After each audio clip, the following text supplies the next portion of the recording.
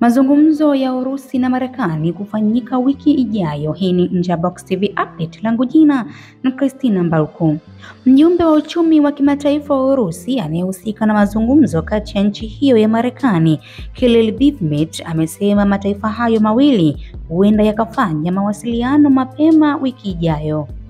Kulingana na shirika la habari la TASS la Urusi, amesema licha ya matumaini kufufuka kwa kuzungumza kati ya mataifa hayo, hapana shaka kuwa bado kuna maadui wengi wa Urusi ndani ya serikali ya Marekani. Amesema hayo siku kadhaa baada ya kufanya ziara mjini Washington wiki iliyopita. Ziara hiyo ni ya kwanza kwa afisa wa ngazi ya juu ya Urusi nchini Marekani tangu ilipovamiwa Ukraine mwezi Februari mwaka 2022. Wakati huo huo, rais wa Ukraine Volodymyr Zelensky ameonya kuwa Urusi imeongeza mashambulizi ya anga dhidi ya nchi yake. Ameyasema hayo baada ya Urusi kufanya mashambulizi makubwa dhidi ya Kyiv kwa kutumia makombora na droni.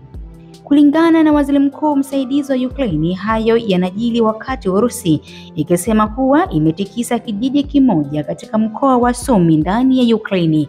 Ilikuwa ni Nje ya Box TV update. Usisahau kusubscribe, kulike na kushare ili wa kwanza kupata notification.